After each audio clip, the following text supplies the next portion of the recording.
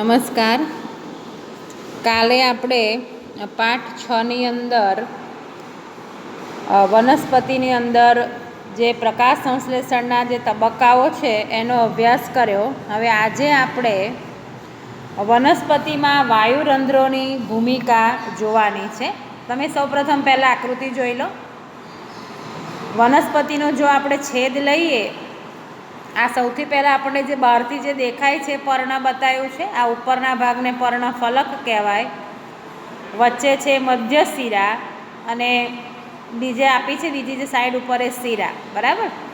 હવે આ ઉપરનું અધિસ્તર, હવે આપણે જો એનો છેદ લઈએ પાતળો, તો પાતળો છેદ લઈએ તો વનસ્પતિનો છેદ આપણને અંદરથી આવો જોવા મળે, જેમાં હરિતકણ, અનવાહક પેશી, જલવાહક પેશી અને વાત કોટર આવું આપણને આપેલું છે. બરાબર.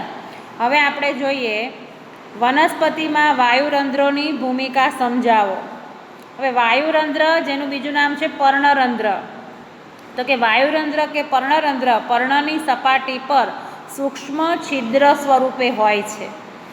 એની રચના શું હોય તો કે આપણે આકૃતિ પહેલાં જોઈ રહીએ વાયુરંધ્રની, તો કે વાયુરંધ્ર જે છે એ મૂત્રપિંડ આકારના બે રક્ષક કોષો વડે ઘેરાયેલ સૂક્ષ્મ છિદ્ર છે અને રક્ષક કોષોના કોષરસમાં હરિતકણ આવેલા હોય છે. એટલે આપણને આજે જોવા મળે છે વાલ જેવો આકાર, જે મૂત્રપિંડનો આકાર, આપણી કિડનીનો આકાર, તો કે એ બે રક્ષક કોષોથી રક્ષાયેલું હોય છે અને એક છિદ્ર છે જેની અંદર હરિતકણો આવેલા હોય છે. હવે એનું કાર્ય શું છે વાયુરંધ્રનું? તો કે પર્ણમાં પ્રકાશ સંશ્લેષણ માટે વાયુઓના મોટા ભાગનો વિનિમય વાયુરંધ્ર દ્વારા થાય છે અને વાયુરંધ્ર દ્વારા બાષ્પોત્સર્જનની ક્રિયામાં મોટા પ્રમાણમાં પાણીનો વ્યય થાય છે. આ વાયુરંધ્રનું કાર્ય છે. અને રક્ષક કોષોનું કાર્ય શું છે? તો કે રક્ષક કોષો વાયુરંધ્ર ખુલવાની અને બંધ થવાની ક્રિયા સાથે સંકળાયેલા છે. હવે રક્ષક કોષો ખુલે છે કેવી રીતે, વાયુરંધ્ર ખુલે કેવી રીતે ને બંધ કેવી રીતે થાય? તો કે આ રક્ષક કોષો જે છે, આ જે વાલ આકારના ક્રીમ કલરના જે બતાવેલા છે, તો કે પાણી મેળવે ને રક્ષક કોષો છે ફૂલે, અને રક્ષક કોષો ફૂલે એટલે વાયુરંધ્ર ખુલે, એવું આપણે યાદ રાખવાનું. અને રક્ષક કોષો છે એ પાણી ગુમાવે એટલે શું થાય? સંકોચન પામે અને પર્ણરંધ્ર બંધ થઈ જાય. આજે બાજુની આકૃતિમાં આપ્યું છે તો આ પર્ણરંધ્ર બંધ થઈ જાય. એટલે પર્ણરંધ્ર ખુલવાનું કામ કેવી રીતે થાય? તો કે રક્ષક કોષો જે છે એમાં પાણી આવે, અંદર પ્રવેશે એટલે ફૂલે અને રંધ્ર ખુલે છે. અને જ્યારે રક્ષક કોષ પાણી ગુમાવે તો આ રીતે પર્ણરંધ્ર બંધ થાય છે. એટલે રક્ષક કોષ જે છે એના ખુલવાની અને બંધ થવાની ક્રિયા પ્રમાણે પર્ણરંધ્ર ખુલે છે અને બંધ થાય છે.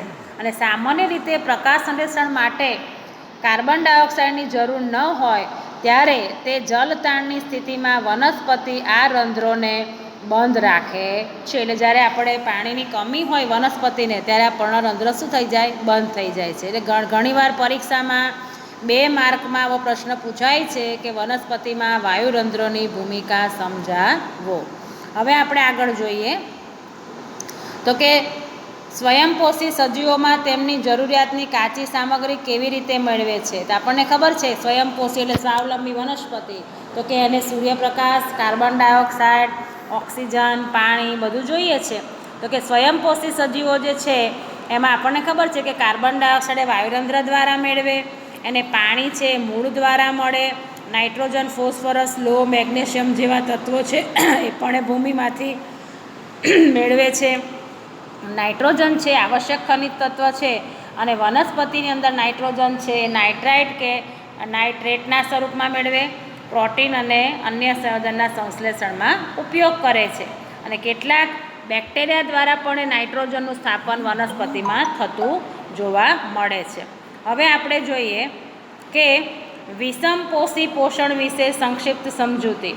તો આપણને ખબર છે કે ક્લોરોફિલ વિહીન જે સજીવો છે એ બધા વિષમપોષી પોષણ ધરાવે, અને વિષમપોષી સજીવો જે છે એ અન્ય સજીવોએ તૈયાર કરેલા ખોરાકનો ઉપયોગ કરે, જેને પરોપજીવી પણ કહેવામાં આવે.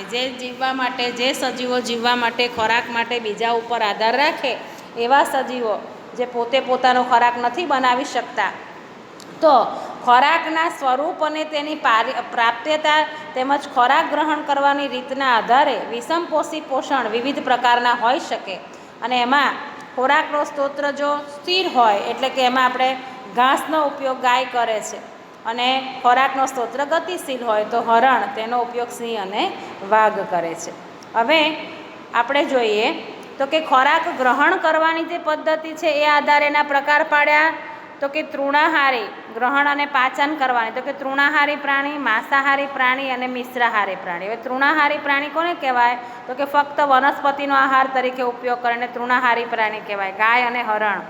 માંસાહારી પ્રાણી તો કે અન્ય પ્રાણીનો આહાર તરીકે ઉપયોગ કરે છે વાઘ અને સિંહ. અને મિશ્રાહારી પ્રાણીઓ તો જેમાં તેમાં ઉત્પાદનો તેમજ અન્ય પ્રાણીનો પણ ઉપયોગ કરે એમાં અમે વંદો અને મનુષ્ય.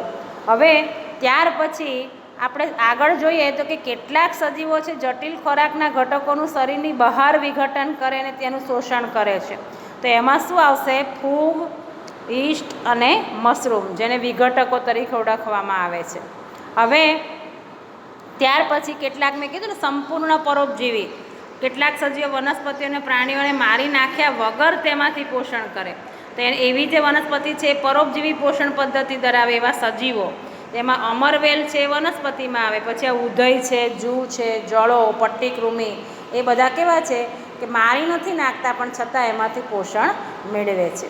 હવે આ પરીક્ષાની દ્રષ્ટિએ ખૂબ જ અગત્યનો પ્રશ્ન એક કોષી સજીવો કેવી રીતે પોષણ મેળવે છે. હવે એક કોષી સજીવો એટલે અમીબા. તો આ મોસ્ટ એમ્પી ક્વેશ્ચન સૌથી પહેલાં તમે જોઈ લો આકૃતિ. આ અમીબા છે, અમીબાની અંદર વચ્ચે કોષ કેન્દ્ર છે, ખોરાકનો કણ, પછી ખોટા પગ, અન્નધાની ખોરાકનો કણ અંદર જાય છે. બરાબર, આ 4 આકૃતિ ખાસ દોરવાની આ પ્રશ્ન પૂછાય તો. હવે અમીબા અને પેરામેસિયમ એકકોષી સજીવો છે. અમીબા કોષીય સપાટી પરથી આંગળી જેવા અસ્થાયી પ્રવર્ત જેને ફૂટપાદની મદદથી ખોરાક ગ્રહણ કરે છે. આ જે બીજી આકૃતિ છે એવા અસ્થાયી ખોટા પગ ધારણ કરે છે. હવે ત્યાર પછી આપણે જોઈએ તો કે આ પ્રવર્ત ખોરાકના કણોને ઘેરી લે છે અને તેની સાથે જોડાણ કેળવીને અન્નધાની બનાવે છે. અને અન્નધાનીમાં જટિલ પદાર્થોનું વિઘટન સરળ પદાર્થમાં થાય છે અને તે ક્રોસ રસમાં પ્રસરણ પામે છે. અને વધેલો જે અપાચિત ખોરાક એટલે આ ખોરાક જે અંદર આવી ગયો, ત્રીજી આકૃતિમાં અંદર આવી ગયો અને ચોથી આકૃતિમાં જે છે ખોરાકનું પાચન થઈ ગયું અને જે અપાચિત ખોરાક જે છે એને ઉત્સર્જન કરવામાં આવે છે, બહાર છોડી દેવામાં આવે, સપાટી તરફ ગતિ કરે અને કોષમાંથી બહાર નિકાલ પામે છે. એટલે પેરામિસિયમ જે છે એ પણ એક કોષી સજીવ છે અને એની અંદર નિશ્ચિત આકાર ધરાવતું એક કોષી સજીવ છે. એક વિશિષ્ટ સ્થાન દ્વારા જ ખોરાક ગ્રહણ કરે છે. પક્ષમોની ગતિ દ્વારા ખોરાક આ સ્થાન સુધી પહોંચે છે અને આ પક્ષમો કોષની સંપૂર્ણ સપાટીને ઢાંકી દે છે. એટલે આ થયું અમીબામાં પોષણ. એટલે અમીબામાં જે પોષણ છે આ ખાસ આ પ્રશ્ન તૈયાર કરવાનો મોસ્ટ એમ્પિક પ્રશ્ન છે, ઘણી બધી વાર બોર્ડમાં પૂછાઈ ગયો છે. હવે આપણે જોઈએ મનુષ્યની વાત કરીએ. પ્રાણીઓનું જોઈ લીધું, વનસ્પતિનું, હવે આપણે મનુષ્યનો. તો કે પ્રશ્ન આપણે મોસ્ટ એમ્પી છે, આકૃતિ આ ખાસ તૈયાર કરવાની. 5 માર્કનો લોંગ ક્વેશ્ચન પૂછાય છે.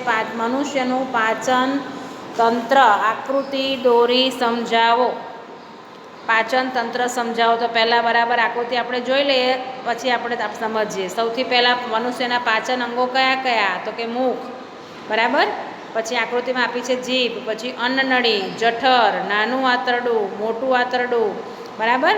પછી મળદ્વાર, અહીંયા પિત્તાશય, પિત્તનલિકા, સ્વાદુપિંડ, યકૃત, એ બધું તમને એની સમજ આપી છે કે આ જે છે લીલા કલરનું એ પિત્તાશય છે, ઉપર જે લાલ કલરનું બતાવ્યું છે યકૃત છે, લીલા કલરનું આપ્યું છે સ્વાદુપિંડ છે, પછી નાની પાતળી નલિકા આપી છે પિત્તનલિકા છે, અને આ આંત્રપુચ્છ જે આપ્યું છે આપણે જેને એપેન્ડિક્સ કહીએ છીએ, બરાબર.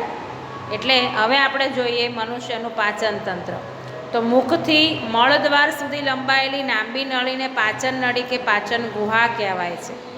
હવે આપણે મનુષ્યમાં ખોરાકનું પાચન કેવી રીતે થાય છે તો સૌથી પહેલાં આપણે ખોરાક ખાઈએ છીએ ત્યારે ખોરાકના પાચન માર્ગમાં પસાર થાય છે. તો સૌથી પહેલાં તો આપણે પાચન અંગો કયા મનુષ્યના, તો ફરીથી એકવાર હું બોલી જાઉં છું. મુખ, અન્નનળી, જઠર, નાનું આંતરડું, મોટું આંતરડું. આમાં નથી આપ્યું પણ મળાશય અને મળદ્વાર. મળાશય પણ એક આપણા પાચન અંગમાં લખવાનું, બરાબર. તો મનુષ્યના પાચન અંગો કયા કયા? મુખ, અન્નનળી, જઠર, નાનું આંતરડું, મોટું આંતરડું, મળાશય અને મળદ્વાર. હવે જો તમને પાચન તંત્ર પૂછાય તો તમારે આ દરેક અંગો વિશે લખવું પડે. મુખ વિશે, અન્નનળી વિશે, જઠર, નાનું આંતરડું, મોટું આંતરડું, એના વિશે લખવું પડે. અને જો તમને પાચન ક્રિયા પૂછાય તો આપણે આ દરેક વિશે લખવું પડે. તો આપણને ખબર છે કે ખોરાક જે છે એ સૌથી પહેલાં આપણે મુખમાં મૂકીએ છીએ તો દાંત વડે ખોરાક ચવાતા નાના ટુકડાઓમાં રૂપાંતર થાય છે.